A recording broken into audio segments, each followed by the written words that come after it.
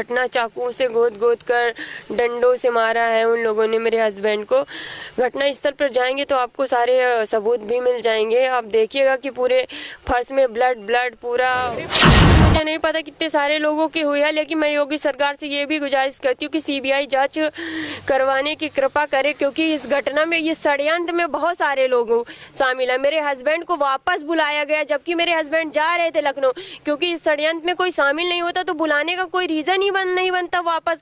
इन लोगों ने पहले से प्लान किया था कि दिवाली का टाइम है, इसका आज मारना है। मेरे हस्बैंड को धमकी भी दी गई थी। मेरे हस्बैंड ने दोपहर के वही 3 बजे फ़ोन लगभग टाइम मुझे कंफर्म नहीं है, लेकिन उन्होंने फ़ोन करके बताया था कि मुझे धमकी मिल रही है। इससे पहले भी धमकी दी थी। धमकी देने के बाद फिर वो मेरे हस्बैंड के पास आके सौंप गए, क्योंकि मैं तो वहाँ थी नहीं। और मेरे हस्बैंड को षड्यंत्र के तौर पर मेरे हस्बैंड लखनऊ जा रहे थे, क्योंकि उनकी पूरी फैमिली लखनऊ में ही शिफ्ट है। तो वो दिवाली के एक दिन पहले लखनऊ जा रहे थे, उनको बुलाया गया है कि आप आइए। वो पहुँच गए थे, लालगंज और असनी के बीच में थे, तो वो वापस रिटर्न आए हैं। नहीं, वो अपने यहाँ चले। एक षड्यंत्र पहले से इन लोगों ने रच लिया था, उनको वापस बुलाया कि बहुत माइंड गेम खेल के कि नहीं हम आपके सगे, अगर आप अपना भाई मानते हैं तो वापस आ जाइए। तो मेरे हस्बैंड वापस आ गए थे। फिर उसी ब्याह में ये लोगों ने सारी घटना, भैया सॉरी माफ़ी मांगने के लिए आए, माफ़ी मांगे नहीं है। जैसे इंटर करे यार्ड के अंदर चाकू से नहीं वार करने लगे। उनके पीछे भी 7-8 लोग लगे हुए थे। यार्ड की वाल कूद के भी 7 लोग, बहुत सारे लोग आ गए थे। उसमें आलोक तिवारी या अन्नू तिवारी के अलावा भी बहुत सारे इस षड्यंत्र में लोग शामिल हैं। देखा जाए तो उन्हीं बहुत सारे लोग हैं। कुछ के नाम मुझे पता है, कुछ के नाम नहीं पता है। मेरे हस्बैंड को इससे पहले धमकी भी दे रहा था आलोक तिवारी, लेकिन फिर आके वो सॉरी भी। नमस्कार दोस्तों, मैं कुलदीप पाल आपके साथ। इस वक्त मैं फतेहपुर में मौजूद हूं, जो कि दिलीप सैनी मीडिया कर्मी के यहाँ पर एक मीडिया कर्मी की बेरहमी से हत्या हो जाती है, जिनका नाम है दिलीप सैनी। और दिलीप सैनी की इस प्रकार से हत्या होती है। लगभग 12 लोग थे, 18 से ज़्यादा वार करते हैं, जहां पर पूरी तरीके से खून में लथपथ पड़े हुए थे दिलीप और उनकी पत्नी है। इनसे ही पूछेंगे आखिर क्या कारण हो सकता है इस प्रकार से दर्दनाक हादसा हो जाता है, जहां पर दिलीप की मौत हो जाती है। दिलीप की मौत होने के बाद यहां पे पूरे फतेहपुर में हड़कंप मचा हुआ है। तो मैम, ये कैसे हुआ, किस प्रकार से घटना घटी है? मेरा नाम मनोरमा है, वाइफ ऑफ दिलीप कुमार सैनी। और घटना तो दोस्त थे, थोड़ा कभी कोई विवाद नहीं हुआ है। उनके अंदर क्या रंजिश थी पता नहीं है, लेकिन बहुत बुरी तरह से, बहुत दर्दनाक ऐसी घटना, चाकू से गोद गोद कर डंडों से मारा है उन लोगों ने मेरे हस्बैंड को। घटना स्थल पर जाएंगे तो आपको सारे सबूत भी मिल जाएंगे। आप देखिएगा कि पूरे फर्श में ब्लड पूरा 100 मीटर की दूरी में पूरा ब्लड ही ब्लड, पूरा रेड फर्श पड़ा हुआ है। और कोई वैसी कोई पर्सनल दुश्मनी नहीं थी। अब पता नहीं उनके अंदर क्या था कि ये आलोक तिवारी जैसे वसूली करते थे, कभी हॉस्पिटल से, कभी दुकानों से, टेम्पो वालों से। तो इस मैटर में हस्बैंड ऑब्जेक्शन करते कि ये गलत है, ये ऐसा नहीं करना चाहिए, क्योंकि वो ANI के रिपोर्टर थे।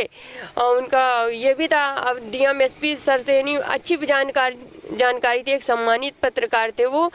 और वैसे कोई विवाद नहीं था, पर पता नहीं बहुत सारे लोग इस षड्यंत्र में शामिल हैं। लोगों को लग रहा था कि ये बढ़ ज़्यादा रहा है, अच्छा खा रहा है, अच्छा पहन रहा है, इसी ज़्यादा जेलस थी। तो पता नहीं कि सुबह भी आए थे मेरे हस्बैंड के पास कि पैसा दे दो भाई थोड़ा सा, नहीं तो उन्होंने पैसा भी लेके गए। फिर शाम के नहीं कहीं पे वसूली कर रहे थे, तो मेरे हस्बैंड ने नहीं कहा था कि ये वसूली गलत है। वहाँ गए भी, उनको मना भी करे। उसी में वो लोग चिढ़ के रात में आए, कहे कि भैया सॉरी माफ़ी मांगने के लिए आए, माफ़ी मांगे नहीं है। जैसे इंटर करे यार्ड के अंदर चाकू से नहीं वार करने लगे। उनके पीछे भी 7-8 लोग लगे हुए थे। यार्ड की वाल कूद के भी 7 लोग, बहुत सारे लोग आ गए थे।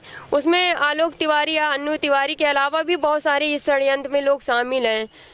देखा जाए तो उन्हीं बहुत सारे लोग हैं। कुछ के नाम मुझे पता है, कुछ के नाम नहीं पता है। मेरे हस्बैंड को इससे पहले धमकी भी दे रहा था आलोक तिवारी, लेकिन फिर आके वो सॉरी भी बोल देता था। तो मेरे हस्बैंड का नेचर ऐसा था कि वो तुरंत माफ़ कर देते, चाहे दोस्त हो चाहे दुश्मन हो, कोई भी उनसे बहुत पोलाइट होके बोल देता था तो वो हमेशा माफ़ कर देते थे।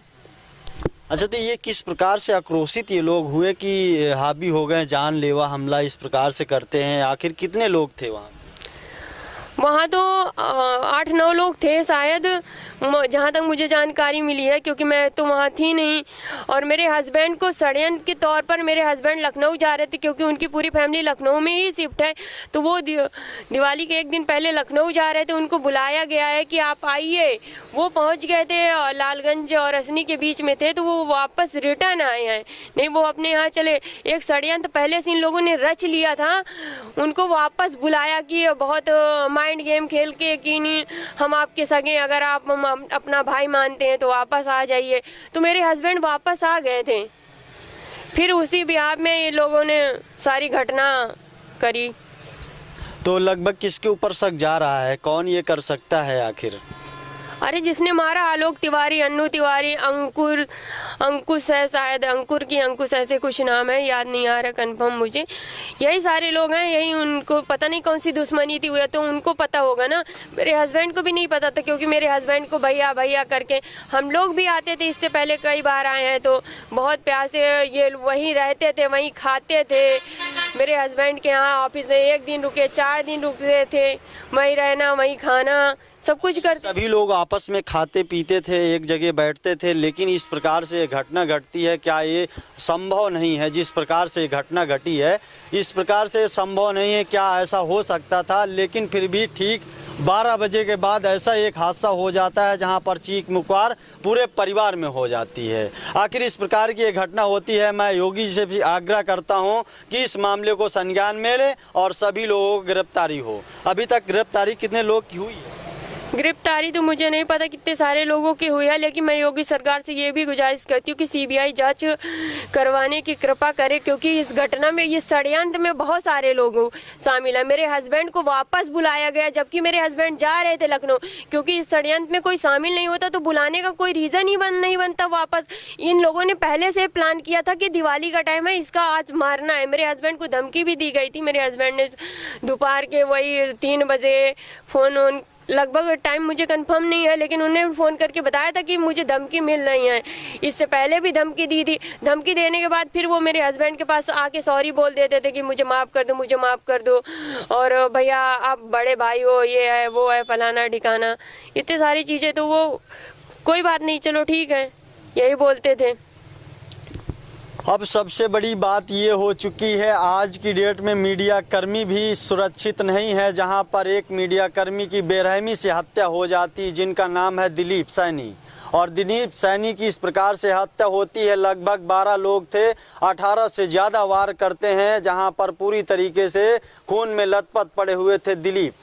और उनकी हत्या होने पर जो है, यहाँ पे सबसे बड़ा बात यह है, पूरे फतेहपुर में हलचल मची हुई है, पूरे फतेहपुर में हड़कंप मचा हुआ है।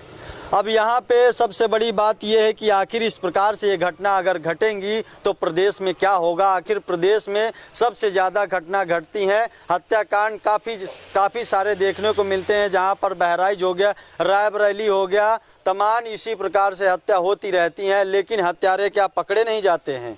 लेकिन पकड़े जाते हैं, फिर भी उनको जो है कोई चीज़ का डर नहीं होता है, जहां पर हत्या के ऊपर हत्या होती रहती हैं। हम यहीं से वीडियो को एंड करते हैं, फिर मिलते हैं नेक्स्ट वीडियो में। तब तक लिए जय हिंद, जय भारत।